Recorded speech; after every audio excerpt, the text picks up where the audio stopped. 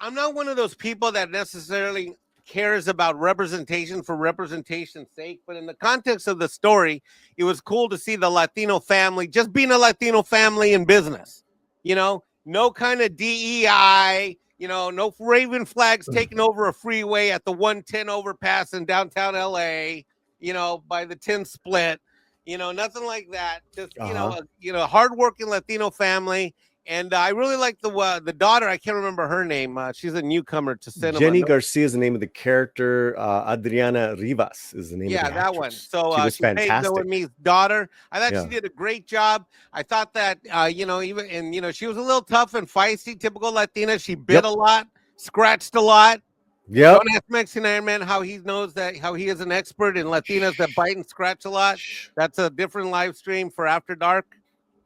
Not for here, not for daytime. But she was a perfect Latina. She bit, she scratched, and clawed her way to try to help the plot of the movie move forward. So I had a great time. I encourage everybody to go watch it. I did enjoy seeing it in a big cinema with other people because other people were having fun with it, and you could tell people reacting like they're like, "Oh, God, So that was kind of cool. David Ayer has shown this not in one, not in two, not in three, several films that he knows how to write Latinos in his stories. Yeah, how does he know how to do that? Well, he grew up in the South Central, and oh yeah. And so he's like a modern day cracker Chicano writer, just like the guy who did. Oh my God, what's his name? The guy who did Blood In and Blood Out.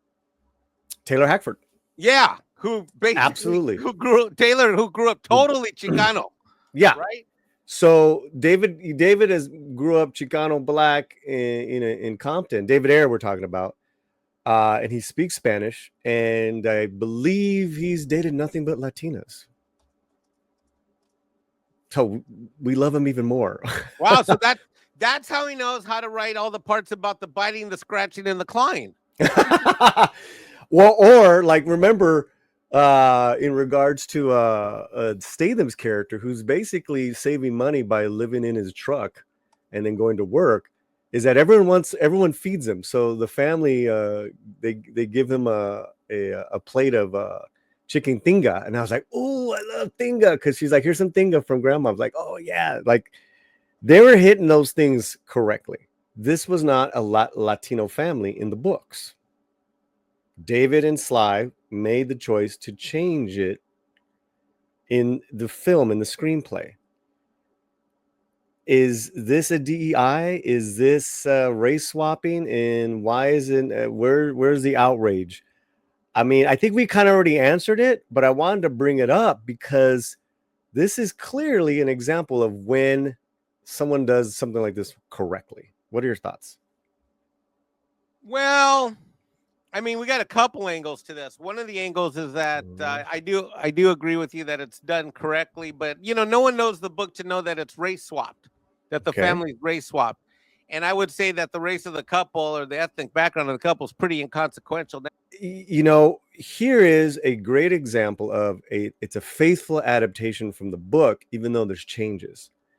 And most, if not all, audiences are open to changes when you're faithful to the source.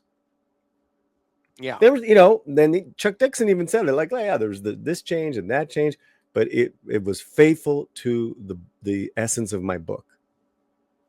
There you go. They could have easily made it a Latinx type of a change, but David Ayer ain't like that. The tax collector, Fury, and the Watch. He's worked with Michael Pena several times, and he knows how to write for Chicanos, and he did a great job where the landscape of this world in Chicago was on point, and it just makes the story richer, Mike. That's how I saw it. Yeah, I agree completely.